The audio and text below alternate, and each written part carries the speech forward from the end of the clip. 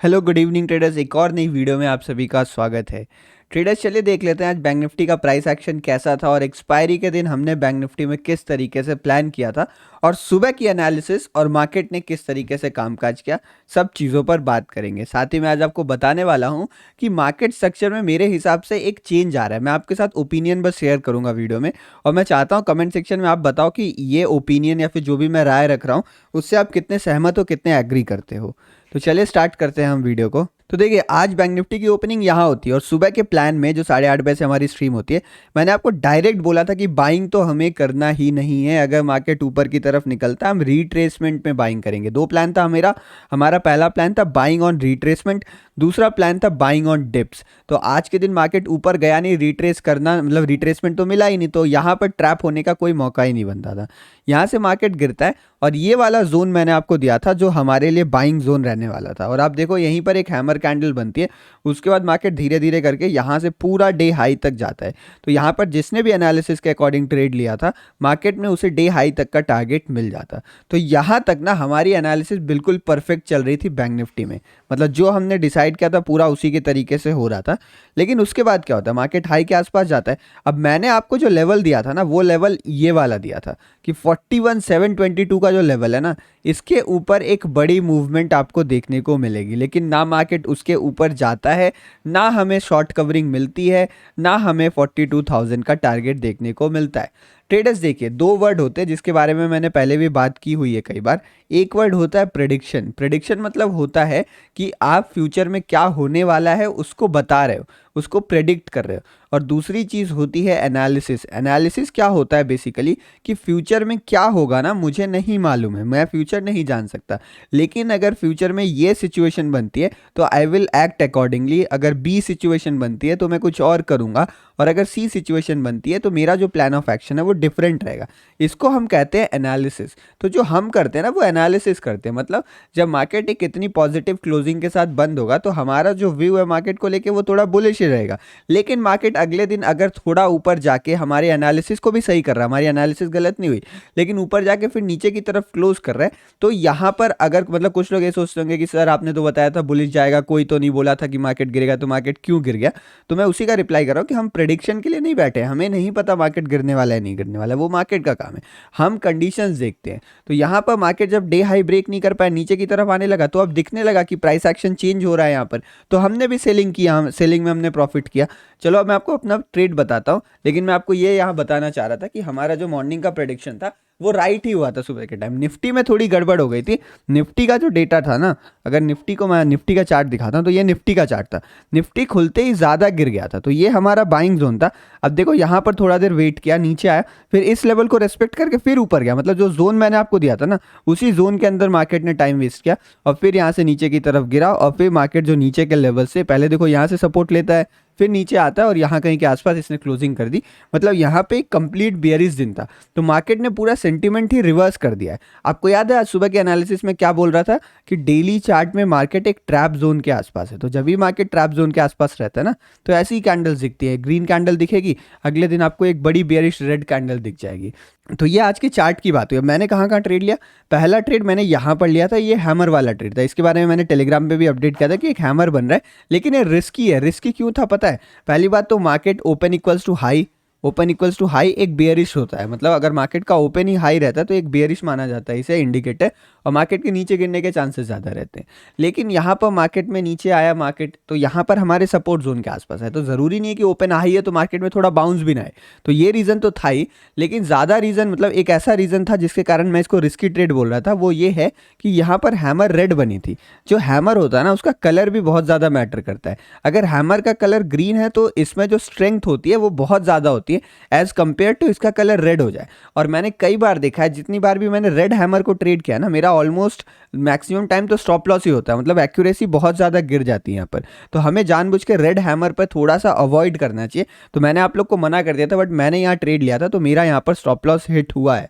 अब देखो मैं आप लोग से छुपा तो सकता नहीं, जब एनालिसिस आपके साथ कर रहा हूँ, सारी चीज़ें बता आपके साथ रहा हूँ, तो इसीलिए यहाँ मैं बताता हूँ। यहाँ पर मेरा स्टॉप लॉस हुआ था, तो यहाँ मैंने स्टॉप लॉस ले लिया। रेड हैमर थी इसलिए मैंने क्वांटिटी कम रखी थी।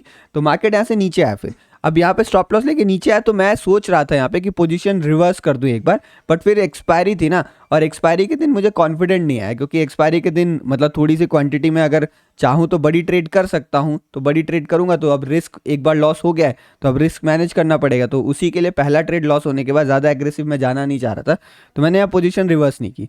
मार्केट नीचे आता है, मार्केट डब्ल्यू पैटर्न बनाता है, लेकिन जब मार्केट यहाँ कहीं के आसपास था ना, तभी मैंने टेलीग्राम पर आपको अपडेट किया था कि मैं अब एग्रेसिव बाइंग नहीं करूँगा। मैंने एक वर्ड लिखा था, मैं एक न्यूट्रल ट्रेंड फॉलोइंग ट्रेडर हूँ, मतलब ट्रेंड फॉलोअर हूँ। मैं एक न्यूट्रल ट्रेंड फॉलोअर हूँ, मतलब इसमें 3 वर्ड हैं। पहला वर्ड है न्यूट्रल, मतलब 2 वर्ड है मेनली। पहला वर्ड है न्यूट्रल, दूसरा वर्ड है ट्रेंड फॉलोअर। न्यूट्रल मतलब मैं कोई चीज़ प्रेडिक्ट नहीं करता हूँ। प्रेडिक्ट मतलब अगर मैंने बोल दिया मार्केट ऊपर जाएगा तो ऊपर जाएगा और मैं मार्केट के साथ लगा हूँ लड़ाई करने पे, ये काम मैं नहीं करता हूँ। मैं मार्केट में हमेशा न्यूट्रल रहता हूँ। मैं एनालिसिस पे बिलीव रखता हूँ कि अगर इस लेवल के ऊपर मेरी एनालिसिस मुझे अपसाइड कह रही है तो मैं अपसाइड में हूँ, अगर इस लेवल के नीचे डाउन साइड कह रही है तो मैं डाउन साइड हूँ। और दूसरा शब्द जो मैंने लिखा था वो ट्रेंड फॉलोअर, कि इंट्राडे या मेजर ट्रेंड जो भी चल रहा है ना, मैं हमेशा ट्रेंड के अकॉर्डिंग जाता हूँ। ट्रेंड के अगेंस्ट जनरली मैं बहुत कम जाता हूँ यहाँ पे, ठीक है। तो यहाँ पर ये जो मैंने हैमर पे बाइंग किया था ना, तो आप नोटिस करोगे प्रीवियस लो यहाँ पे लगा हुआ था और इसके ऊपर ये लो लगा था। तो ये वाला ट्रेंड भी, मतलब ये वाला जो ट्रेड था वो भी मैंने ट्रेंड के अकॉर्डिंग ही लिया था। तो चलो कोई बात नहीं, यहाँ से मार्केट नीचे गिरता है फिर यहाँ पर ऊपर जाता है। अब देखो कोई भी प्रीवियस हाई नहीं टूट रहे हैं, तो अब मैं एग्रेसिव बाइंग करने वाला नहीं था। मेरी एनालिसिस जो भी हो, मार्केट जो मुझे दिखाता है मैं वही करता हूँ। यहाँ पे मार्केट आता है नीचे, यहाँ पर ये ट्रेंड लाइन वगैरह ब्रेक होती है, तो यहाँ पर फिर मैं एंट्री करता हूँ, जिसका स्क्रीनशॉट मैंने टेलीग्राम पे भेजा हुआ ऑर्डर बुक का। मार्केट यहाँ से नीचे गिरता है, मैंने प्रॉफिट बुक किया, थोड़ा थोड़ा एग्जिट करके कुछ प्रॉफिट बुक किया। मार्केट फिर यहाँ कहीं के आसपास फंसता है और फिर मैं यहाँ पर एक सेल की एंट्री लेता हूँ, जिसके बारे में मैंने आपको बताया हुआ था। लेकिन ये जो दूसरी वाली सेल की एंट्री है वो मैं निफ्टी में नहीं लेता हूँ, वो मैं बैंक निफ्टी में लेता हूँ और उस एंट्री को भी मैं आपको एक्सप्लेन कर देता हूँ। यहाँ पर देखो ये इंपॉर्टेंट ट्रेंड लाइन आ रही थी, ये वाली जो ट्रेंड लाइन है पीछे से आ रही थी, तो यहाँ पर इस ट्रेंड लाइन का ब्रेकडाउन आता है। मार्केट ऊपर जाता है, ऊपर जाकर कहीं पे ये वाला मेरा one of the favourite candlestick pattern बनाता है। ये वाला कौन सा कैंडलस्टिक पैटर्न है? इसको मैं कहता हूँ रेड टू ग्रीन, मतलब आप इसको कह लो एनगल्फिंग, कह लो बियरिश एनगल्फिंग, बट मैं इसको रेड टू ग्रीन या फिर ग्रीन टू रेड पैटर्न कहता हूं। मतलब एक रेड कैंडल बने और उसको पूरी तरीके से एक ग्रीन कैंडल कवर कर ले, पूरी कवर करे या ना करे, लेकिन सेंटीमेंट पूरा रिवर्स हो जाए। तो आप देखो यहाँ पे एक स्ट्रॉन्ग ग्रीन कैंडल बनती है, स्ट्रॉन्ग रेड कैंडल बनता है, ट्रेंड लाइन का ब्रेकडाउन आता है। तो आप इसको पोल एंड फ्लैग पैटर्न भी कह सकते हो, इसको आप मेजर ट्रेंड लाइन का ब्रेकडाउन भी कह सकते हो। तो फिर यहाँ मैंने एक ट्रेड बनाया था, उसमें भी ठीक ठाक प्रॉफिट मुझे मिल गया। तो फाइनली 3 ट्रेड्स किए थे मैंने। आपकी एक्सपायरी कैसी रही नीचे मुझे कमेंट सेक्शन में बताइएगा। अब मैं आपको बताता हूँ कि ये विक्स क्यों बन रहे हैं, ये विक्स क्यों बन रहे हैं।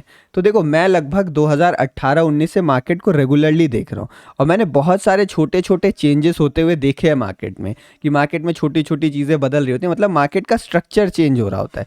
तो ये वाला स्ट्रक्चर ना, अगर आपको ऐसे चार्ट देखते ना, तो आप यूएस का कोई भी फ्यूचर खोल लेना, ऐसा फ्यूचर खोलना जो मार्केट में जो 12-13 घंटे ट्रेडिंग चलती है ना यूएस में, कि लगभग मान लो मुझे एग्जैक्ट टाइमिंग याद नहीं है, बट 6 घंटे नहीं, 6 घंटे से ज़्यादा जो फ्यूचर्स चलते रहते हैं हमेशा, वहाँ पे कैंडल्स ऐसी बनती हैं। मतलब मार्केट में बहुत ज़्यादा वोलेटिलिटी रहता है, सडन मूवमेंट आ जाता है, फिर वोलेटिलिटी रहती है, फिर सडन मूवमेंट आ जाता है। तो ऐसा प्राइस एक्शन तब बनता है जब मार्केट्स को लंबे टाइम के लिए चलना होता है। तो देखो आजकल खबर भी उड़ रही है कि टाइम एक्सटेंड हो सकता है, तो कहीं ऐसा तो नहीं कि जो बड़े प्लेयर्स हैं वो अपने एल्गोरिदम को थोड़ा चेंज कर रहे हैं कि उन लोग जल्दी अडॉप्ट कर लें, मतलब हमें ऐसा लगे कि बड़े प्लेयर अडॉप्ट ही नहीं कर पाएंगे और वो पहले से तैयारी बना के बैठे हैं कि जैसे ही टाइमिंग एक्सटेंड होगा वो ऐसी मूवमेंट्स को लाना स्टार्ट कर देंगे, वो ऐसे एल्गोरिदम्स को लाना चालू कर देंगे। देखो इसका कोई प्रूफ नहीं है, इसलिए मैंने कहा ना ये एक ओपिनियन है, मतलब ये राय रख रहा हूँ मैं, बाकी आप लोग बताओ, हो सकता है मैं गलत भी हूँ, मुझे ऐसा लगता है कि इसलिए ये चेंजेस आ रहे हैं। ऐसा मैं चार्ट पहले देखा करता था, 2018-2017 का चार्ट आप खोल के देखोगे ना, तो उस टाइम भी ऐसी वोलेटिलिटी रहती थी,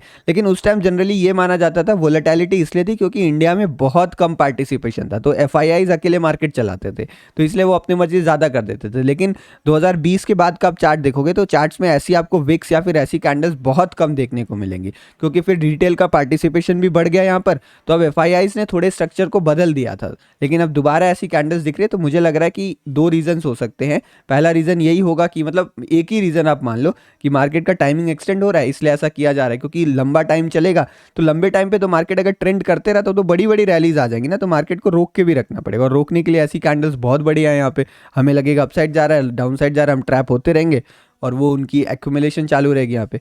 तो अपना बस आप विचार बताओ, आपको क्या लगता है। इस वीडियो के लिए इतना ही। अच्छा मुझे जानना था कि मैं इस टाइप की वीडियोस बनाऊं कि नहीं बनाऊं, क्योंकि इसमें व्यूज़ आते नहीं है, और फिर अगर ये वाली वीडियोस आप नहीं देखते हो ना, तो जो मैं लर्निंग वीडियो डालता हूँ वो भी क्या पता आपको रेकमेंड ना करे। तो आप बता देना कि ऐसी वीडियोस बनाओ कि